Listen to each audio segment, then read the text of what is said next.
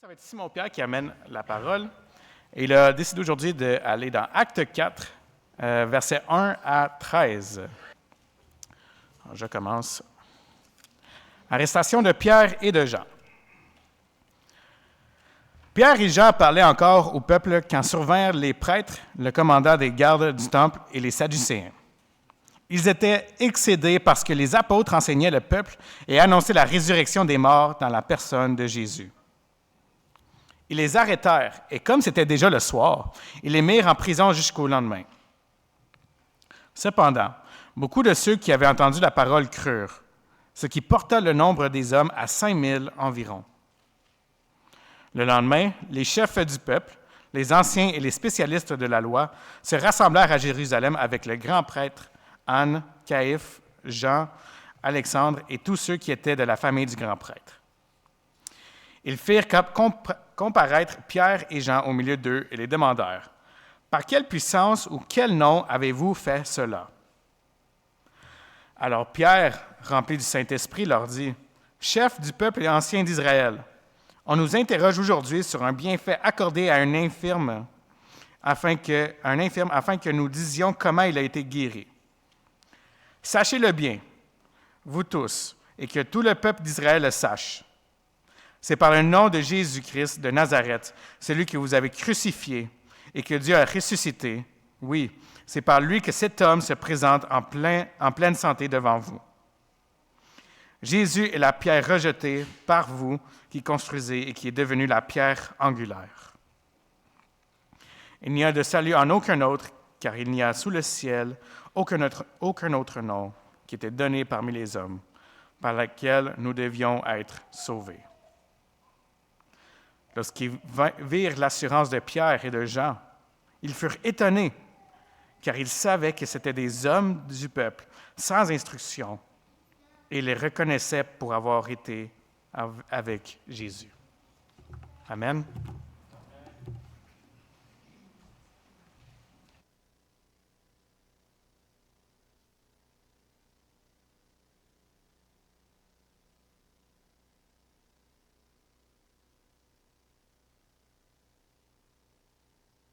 Bonjour tout le monde. J'espère que vous allez bien ce matin. Je suis très content de renouer avec vous ce matin. Pour ceux qui me connaissent, je suis un des pasteurs ici depuis déjà plusieurs années. Je l'ai servi ici à temps partiel pendant plusieurs années aussi. Puis là, depuis la venue de Corentin, je suis retourné vraiment dans le milieu du travail, dans mon rôle d'enseignant. Et j'ai moins l'occasion d'enseigner. À l'époque, j'enseignais plus régulièrement devant l'Église. Et pendant mes vacances, j'avais un peu plus de temps. Fait que Corentin m'avait proposé cette date-là, puis ça tombait vraiment bien. J'ai eu du temps pour me préparer, ce que d'habitude, je n'ai pas toujours eu le temps par le passé. Alors, c'est vraiment un plaisir d'être là. Entre-temps, pendant les vacances, comme à chaque année, je sers, entre autres, à Parkside Ranch. Ceux qui connaissent le camp. Il y a des camps de jour et il y a des jeunes qui vont tous les jours, toutes les semaines, là-bas, beaucoup de non-chrétiens. Puis cette semaine, je fais une série d'enseignements vers l'heure du dîner. Fait que si vous voulez prier pour moi, belle occasion d'évangéliser. Il y a beaucoup de ces jeunes-là qui n'ont jamais entendu parler de l'histoire de Jésus. Fait que c'est une belle occasion de pouvoir partager ça avec eux cette semaine. Fait que si vous pouvez avoir ça dans vos prières, ça serait grandement apprécié. Donc, ce matin, écoutez, on va poursuivre cette série d'enseignements intitulée « Conviction » qu'on a débuté depuis quelques semaines ici à l'EBES. C'est une série où est-ce qu'on survole ensemble ce qui constitue la base de notre confession de foi en tant qu'Église. Et la question qu'on se pose ensemble, quelles sont les vérités fondamentales auxquelles nous croyons et qui façonnent la manière dont nous vivons? La conviction qu'on va explorer ensemble ce matin, c'est une vérité qui est vraiment charnière de notre foi en tant que chrétien évangélique. Donc aujourd'hui, vous voyez, ce qu'on va visiter ensemble, c'est Dieu le Fils, mais plus précisément les implications de Jésus-Christ comme Sauveur et comme Seigneur. Parce que si Jésus est réellement Sauveur et Seigneur, ça vient tout changer. Ça vient transformer notre compréhension du salut, notre identité et le fondement même de nos vies. Et on va découvrir ces éléments-là à travers le texte qu'Andrés vient de nous lire dans Acte 4, 1 à 13. Et à travers ce texte-là, on va découvrir que l'identité de Jésus en tant que Sauveur et Seigneur implique trois choses particulières. Premièrement, on va voir ça dans Acte 4, 12, et on va voir que ça implique une exclusivité qui est scandaleuse. Dans Acte 4, 7, 13, on va voir que ça implique une nouvelle identité et plus spécifiquement dans Actes 4:11, un fondement qui est inébranlable. Mais juste avant, j'aimerais mettre ce temps-là entre les mains de Dieu. Oui, Seigneur, alors qu'on scrute ces convictions qui sont primordiales pour nous en tant que chrétiens, en tant que tes enfants, Seigneur, ce matin, j'aimerais prier pour cette Église, afin que ce qu'on entend, afin que ces convictions qu'on met de l'avant, Seigneur Dieu, qu'on prêche à chaque dimanche, que ça puisse devenir une réalité dans nos vies, Seigneur. Ces promesses que tu nous as données, ces accomplissements, tout ce que tu as fait, ce n'est pas juste des bonnes nouvelles pour notre avenir, pour notre vie après la mort. C'est une bonne nouvelle pour notre vie présente. Et ça devrait teinter la façon dont on vit notre vie de tous les jours, dont nous sommes tes enfants, tes témoins dans notre vie au quotidien. Seigneur, touche nos cœurs. Apprends-nous à avoir vraiment l'étendue de ta sagesse, de ta bonté, et comment tu nous as aimés et à quel point ça devrait transformer, chambouler complètement notre manière de vivre. Merci Seigneur pour tout ce que tu as accompli en ton Fils Jésus-Christ. Amen. Donc, première chose, première implication de l'identité de Jésus-Christ en tant que Sauveur et Seigneur, ça l'amène une exclusivité qui est scandaleuse. Alors, quand vous entendez ça, peut-être que ça ne vous dit pas grand-chose, mais on va se mettre dans le contexte. Donc, on est dans Acte 4, le chapitre avant, dans Acte 3. On avait les apôtres Pierre et Jean qui se dirigent au temple. Et là, ils tombent sur un homme qui était boiteux depuis sa naissance.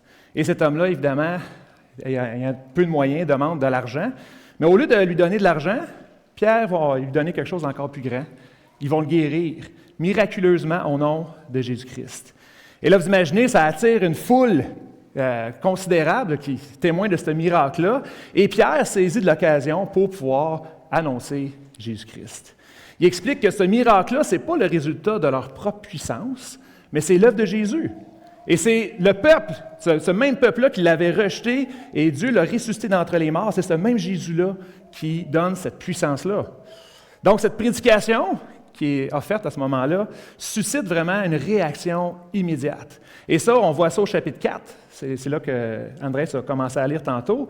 Alors que les autorités religieuses font arrêter Pierre et Jean et le traduisent en justice devant le même conseil qui avait quelques semaines auparavant condamné Jésus.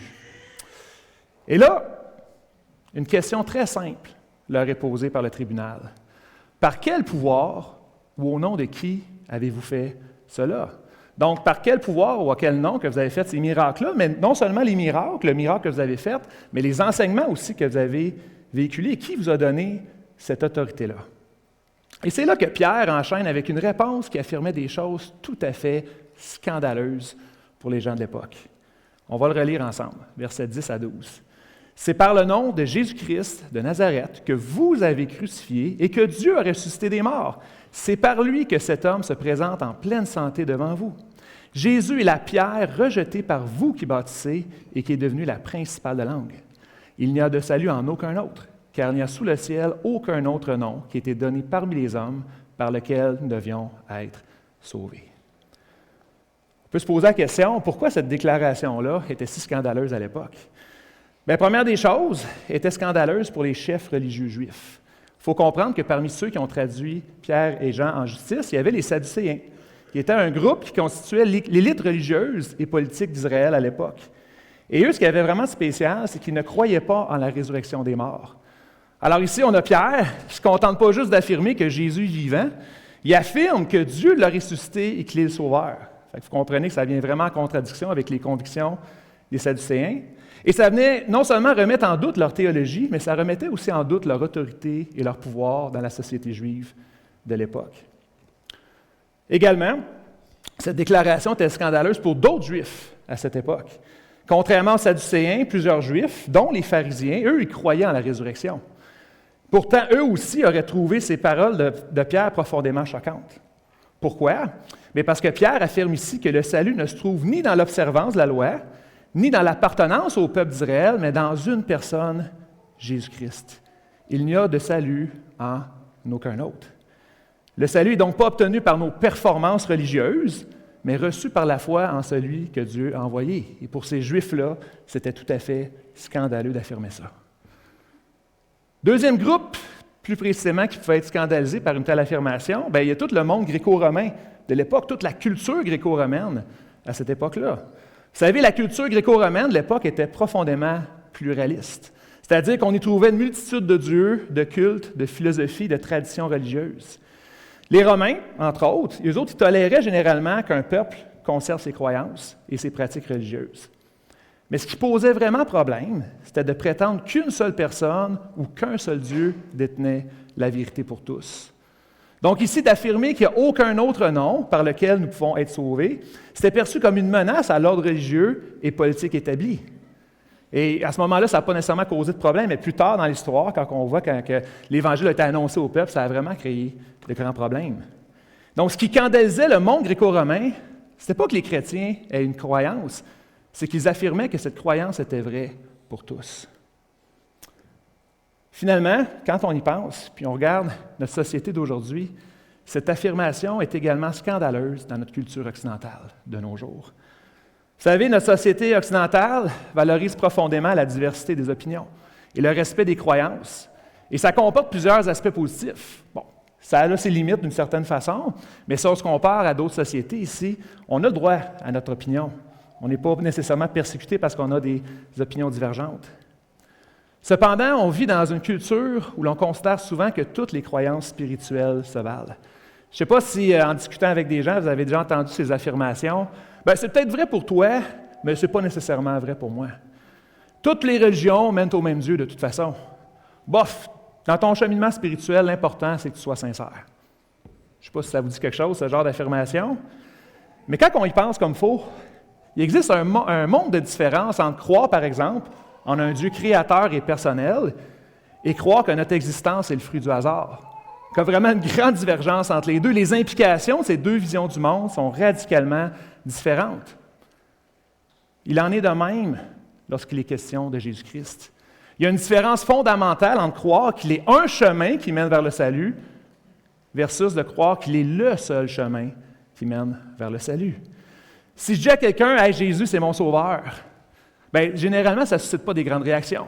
Il y a des gens qui vont être surpris, qui vont dire « Bien, que grand bien te fasse », mais ça ne suscitera pas un scandale si grand que ça.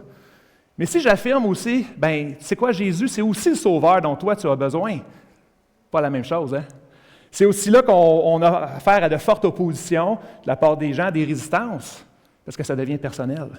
Et on affirme quelque chose, c'est exclusif. Toi aussi, tu as besoin de Jésus en tant que sauveur. Et ça devient scandaleux pour plusieurs personnes. Pourtant, il existe une bonne nouvelle dans le fait que notre salut soit en Jésus seul. Là où la foi en Jésus-Christ en tant que sauveur se distingue des autres croyances, c'est qu'elle nous amène à renoncer à l'idée que nous pouvons gagner la faveur de Dieu par nos propres forces. Quand j'étais à l'université, j'avais une discussion avec un de mes collègues de classe, puis j'avais justement parlé de ma culpabilité devant Dieu. J'avais parlé de mon cœur, comment je voyais que j'avais vraiment une incapacité à accomplir la volonté de Dieu. J'étais coupable, condamnable, et j'avais besoin d'un sauveur. Et lui, il était tout étonné de ça, parce que l'image qu'il avait de moi était tout à fait l'inverse. Il disait « J'en reviens pas que quelqu'un comme toi, qui a autant de capacités, autant de belles qualités, se rabaisse de la sorte. » Et c'était vraiment une discussion qui était lourde de sens, car l'image que je donnais aux autres ne correspondait pas à ce que je vivais intérieurement. Je savais que Dieu connaissait vraiment les pensées de mon cœur, et devant lui, j'étais coupable, condamnable. Et je savais que pertinemment, ma vie entière était un échec moral. On ne se racontera pas d'histoire ce matin. Chacune de nos vies devant Dieu est un échec moral. Est-ce que tu connais véritablement l'état de ton cœur? La vérité, c'est qu'on ne connaît pas complètement l'état de notre cœur. Il y a souvent des angles morts dans nos vies qui nous échappent, et ça nous amène parfois à penser qu'on n'est pas si pire que ça. « Ah, je me compare aux autres, je ne suis pas si pire que ça finalement. » Cependant, plus on connaît Dieu tel qu'il est réellement, qu'on connaît sa sainteté, sa perfection, plus le Saint-Esprit nous convainc de pécher, et plus même les autres personnes qui nous entourent deviennent un peu comme un miroir qui révèle l'état véritable de notre cœur, plus nous prenons conscience de la profondeur de notre faillite spirituelle. Malgré toutes ces années de vie chrétienne, je continue de lutter avec des choses que je croyais derrière moi depuis longtemps.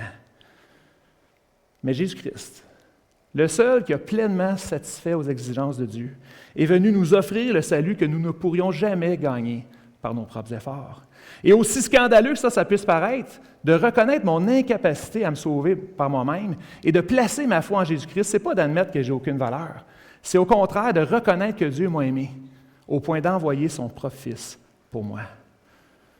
Jésus-Christ a vécu la vie parfaite que je ne pouvais pas vivre. Il a donné sa vie à la croix afin que je puisse recevoir le salut que je ne pourrais jamais mériter par mes propres forces. Voilà le véritable scandale de l'Évangile. Dieu ne sauve pas ceux qui se croient suffisamment bons, mais ceux qui reconnaissent qu'ils ne peuvent pas se sauver eux-mêmes. Toutefois, l'œuvre de Jésus ne se limite pas à offrir le salut. En Jésus-Christ, nous recevons également une nouvelle identité. Deuxième implication importante de l'identité de Jésus en tant que Sauveur et Seigneur. Si on revient à la fameuse question posée par le Sanhédrin, par quel pouvoir ou au nom de qui avez-vous fait cela? Cette question s'inscrit dans un contexte assez particulier, où, comme on l'a vu au verset 2, les dirigeants juifs ne remettent pas seulement en question le contenu de l'enseignement de Pierre et de Jean, mais ils étaient mécontents du simple fait que ces hommes enseignent le peuple avec autorité, et ils estimaient que cette autorité-là ne leur appartenait pas, qui n'était pas crédible. Il faut se rappeler d'une chose. Quel était le statut de Pierre et de Jean dans la communauté juive de l'époque? C'était des simples pêcheurs, un peu comme les cols bleus de nos jours. Les pêcheurs appartenaient à la classe des travailleurs modestes. Ils n'avaient pas eu de formation théologique reconnue. Ils n'étaient pas allés dans les meilleures écoles rabbiniques. Et en plus de ça, par-dessus le marché, c'était des Galiléens. Un peu comme les campagnards de l'époque, ceux qui venaient de la campagne. Et les gens de Jérusalem, l'élite de Jérusalem, souvent les traitaient avec condescendance. Ils étaient vus un peu comme des gens de la campagne, moins instruits, moins raffinés que les gens de Jérusalem et de la Judée. Donc, selon les critères de l'époque, Pierre et Jean n'avaient ni la crédibilité, ni les qualifications requises pour enseigner avec autorité de la sorte au peuple. Pourtant, au verset 13, on voit quelque chose de vraiment intéressant. Les dirigeants étaient étonnés que ces hommes-là, sans instruction, répondent avec autant d'assurance. Ça venait d'où, ça? Et il y a un détail vraiment intéressant que l'auteur du livre des Actes, Luc, ajoute au verset 13, on va le relire ensemble. Il les reconnaissait, donc les autorités religieuses, il les reconnaissait pour avoir été avec Jésus. Ils avaient compris une chose. Pierre et Jean, il n'y avait pas eu de rabbin, il n'y avait pas eu de maître qui avait donné une formation théologique, comme ce qui se donnait dans la culture juive de l'époque. Mais pourtant, ils avaient bel et bien eu un rabbin, un maître. Et ce maître-là, c'était Jésus-Christ de Nazareth. Et c'était une observation qui était tout à fait juste. Parce que Jésus n'avait pas seulement été leur maître, il était devenu leur Seigneur, le Seigneur de leur vie. Et désormais, leur identité, leur manière de vivre et les enseignements qu'ils proclamaient étaient entièrement façonnés par leur Seigneur.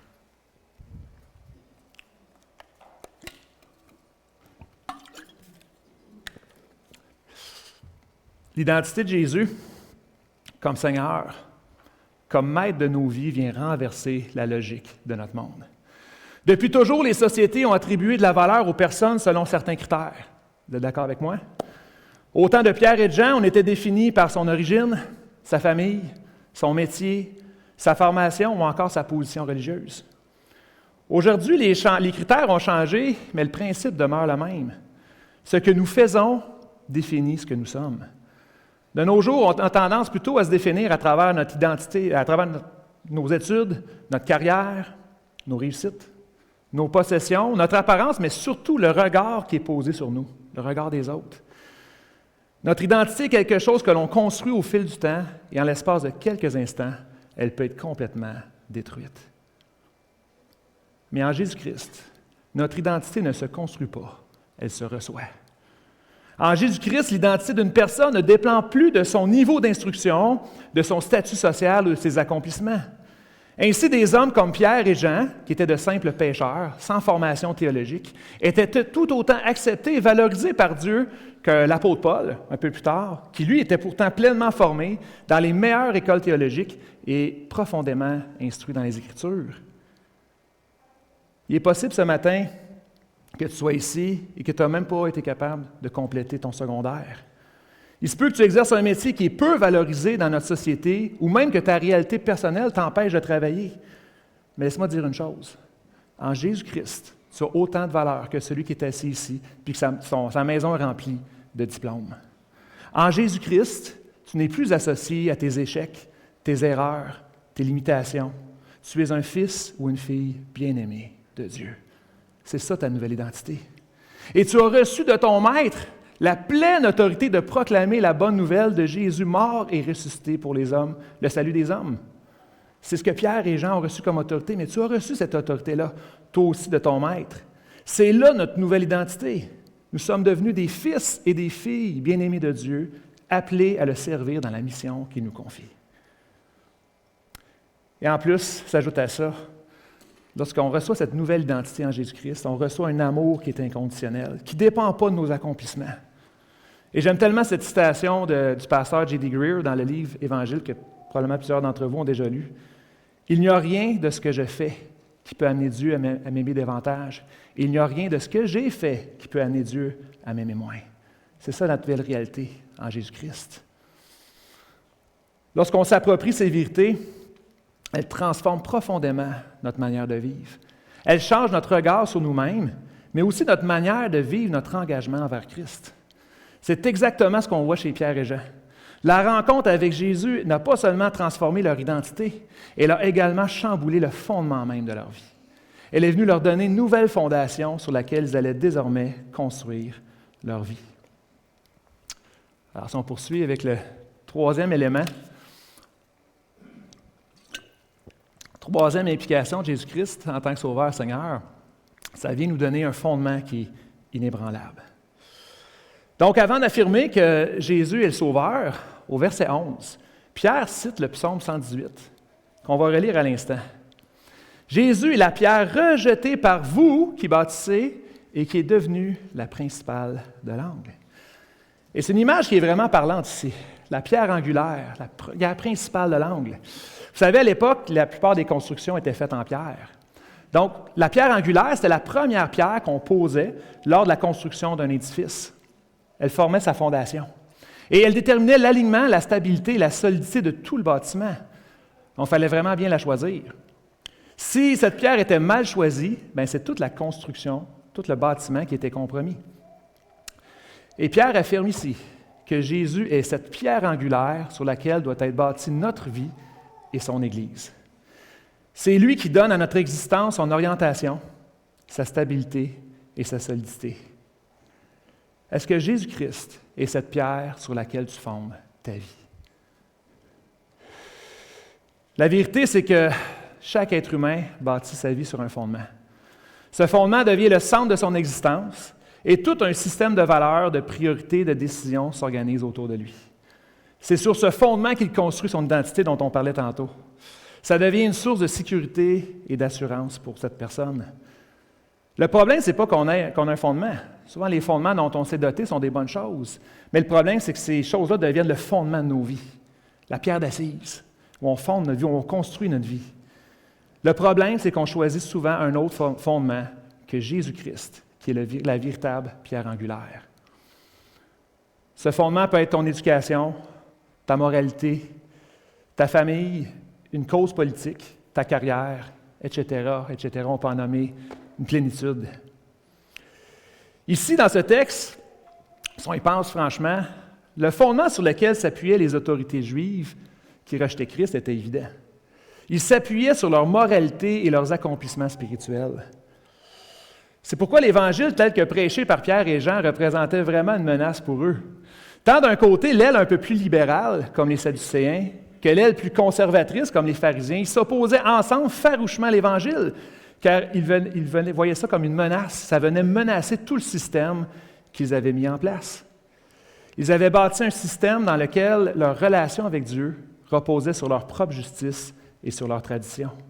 Et ce système leur procurait un sentiment de sécurité, de supériorité et la conviction qu'ils étaient approuvés par Dieu en raison de leur mérite. L'Évangile représentait donc une menace pour eux parce que ça venait renverser tout ce qu'ils croyaient nécessaire pour être en règle avec Dieu. Vous savez, l'Évangile vient renverser tous les systèmes dont le monde s'est doté. Il vient vers le Juif et lui dit « Tu es peut-être moral à tes yeux, mais devant Dieu, ta moralité est aussi défaillante que celle d'un criminel. » Lorsque l'Évangile vient vers le Grec, elle lui dit « Tu te crois peut-être sage, mais devant Dieu, ta sagesse est comparable à celle de la personne la plus ignorante. » Quand l'Évangile vient vers toi, qu'est-ce qu'elle vient dévoiler dans ta vie? Sur quel fondement as-tu réellement construit ton existence? Il y a quelques semaines, je suis tombé sur un reportage Netflix à propos d'un personnage assez particulier. C'est une image, en passant, j'avais oublié de vous montrer l'image de la pierre angulaire là, qu'on voit en bas. Là. Mais le personnage dont je vais vous parler ce matin, c'est Hulk Hogan. Attendez, écoutez son histoire. Bien des enseignements qu'on peut tirer de ça. Son vrai nom, c'était Terry Bollea. C'était une vedette iconique de la lutte dans les années 1980-1990. Et sa carrière a pris son essor aux États-Unis, un petit peu après la révolution islamique en Iran, pendant la guerre froide avec les Soviétiques. Puis au début des années 90, je ne sais pas si vous vous rappelez, il y avait eu la guerre du Golfe Persique en Irak. Il y avait vraiment une tension politique à ce moment-là. Et son personnage s'incarnait un fier Américain qui était défenseur des droits de son peuple. Et le grand public aux États-Unis, mais aussi à l'international, et c'est ça qui est spécial, ont vraiment embarqué derrière son personnage. Il était devenu extrêmement populaire. Puis je me souviens à l'époque, quand j'étais tout jeune, j'avais 5-6 ans, dans ce temps-là, tu connaissais pas Hulk Hogan, mais tu savais c'était qui parce que tu le voyais un peu partout. Quand j'étais à l'école, il y avait des jeunes qui avaient des sacs à dos de Hulk Hogan. Il y en avait qui avaient une boîte à lunch de Hulk Hogan. Il y en avait même qui avaient des bobettes de Hulk Hogan. Imaginez à quel point tu es populaire dans la vie quand on a des bobettes à ton effigie. Et dans son personnage, souvent, il répétait aux gens « Entraîne-toi, dis tes prières et prends tes vitamines ». Il appelait ça ses 3 commandements. Il présentait ça un peu comme la clé du succès dans la vie et il y croyait vraiment, il était vraiment rendu au point d'y croire. Bien, plus tard, on a réalisé que les pilules qu'il prenait, ce n'étaient pas des pilules pierre à feu, finalement. Vous devinez qu'avec la musculature qu'il avait, il prenait sans doute d'autres choses. Mais ce qui est important de noter ici, c'est qu'en observant le fil de sa vie, puis surtout en regardant le reportage, ça devenait tellement évident. La célébrité et la renommée étaient le fondement de sa vie.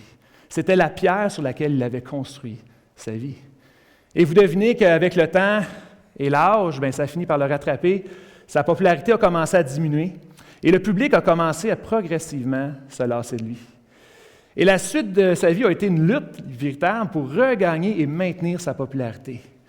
Et à travers ça, il a sombré dans de nombreux scandales, des dépendances, de l'abus de contrôle.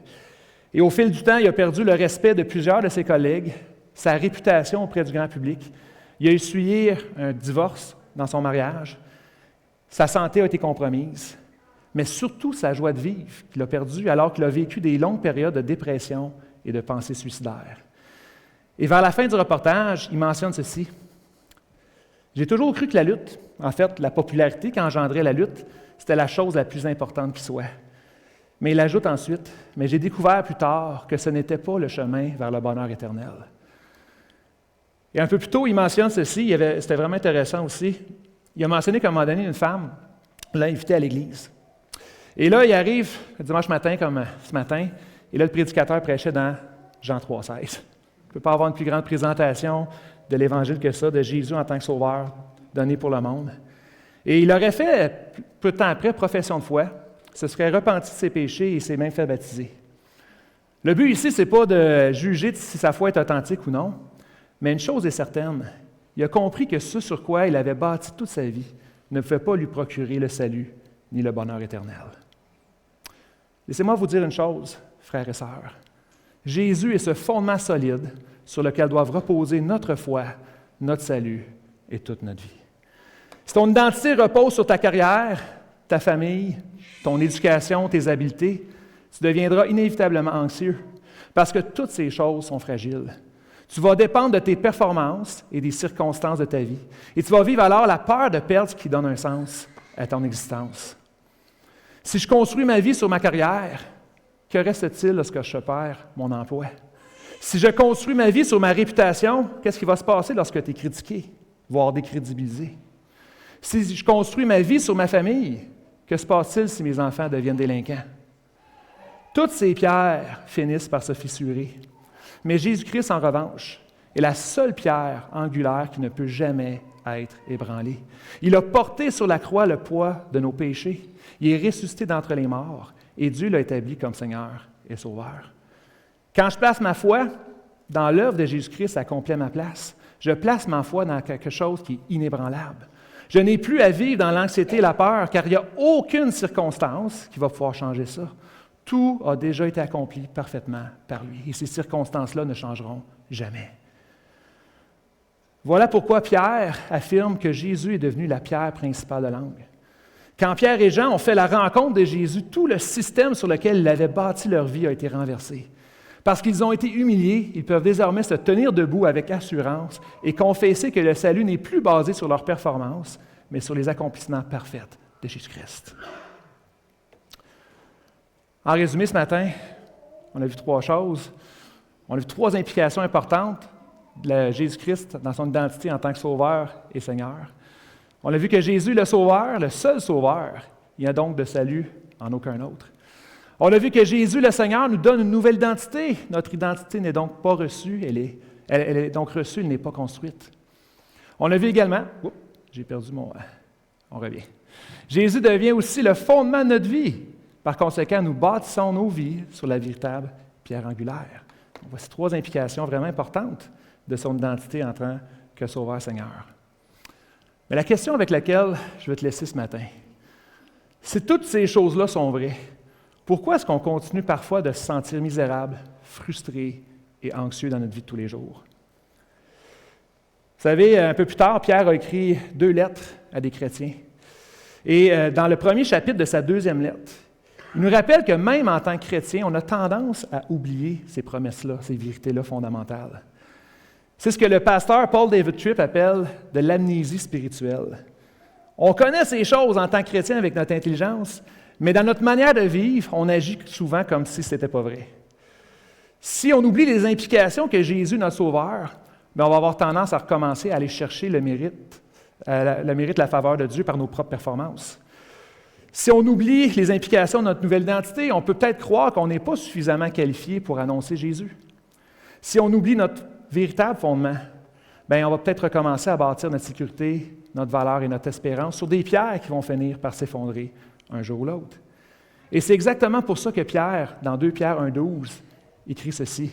« Voilà pourquoi je prendrai soin de vous rappeler ces choses, bien que vous le sachiez et que vous soyez affermis dans la vérité présente. » Ici, Pierre s'adresse à des chrétiens. Et comme il mentionne, ce n'est pas un problème de connaissance, mais c'est un problème de se rappeler qui ils sont et tout ce qu'ils possèdent en Jésus-Christ. Nous aussi, en tant que chrétiens, on a besoin de nous rappeler continuellement ces vérités, parce qu'on est constamment tenté d'aller chercher ailleurs ce que Dieu nous a déjà donné en Jésus-Christ. Et je comprends, ce n'est pas une chose facile. Pendant des années, on a appris à construire notre identité sur de mauvais fondements. Et c'est l'œuvre du Saint-Esprit. Parce que Jésus-Christ vient dans nos vies. L'œuvre du Saint-Esprit entreprend un véritable travail de renouvellement de nos pensées pour abandonner nos faux fondements et nous apprendre à bâtir toute notre vie sur Jésus-Christ. Un peu plus tôt, je vous ai mentionné que je continue de lutter avec des choses que je pensais qui étaient loin derrière moi. De mon côté, j'ai longtemps bâti ma vie sur mes performances sportives. Et ça me donnait vraiment une valorisation. Et au début de l'âge adulte, Dieu m'a fait la grâce de me tourner vers lui et vraiment de goûter à cette grâce-là, ce salut, qui non pas par les œuvres, mais par les accomplissements parfaits de Jésus-Christ à ma place. Ce salut par les œuvres est en train de me détruire. Mais encore aujourd'hui, je me surprends en tant qu'entraîneur, là que maintenant je suis devenu un entraîneur de mes enfants dans le sport, à me définir dans mes performances.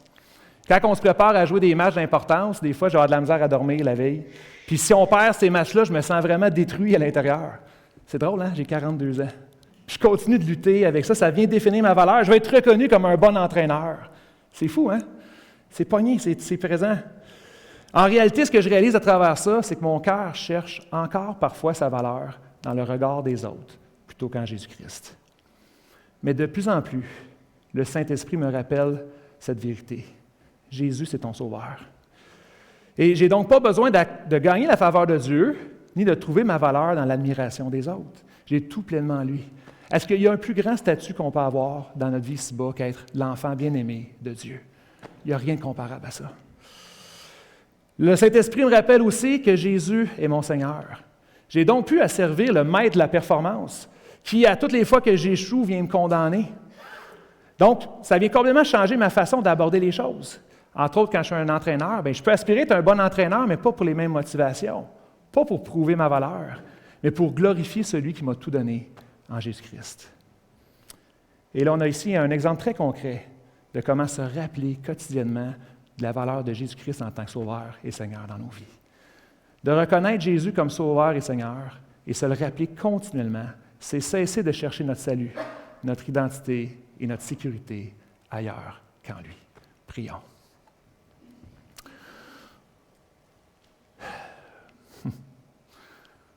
Seigneur notre Dieu, merci de tout ce que tu nous as donné.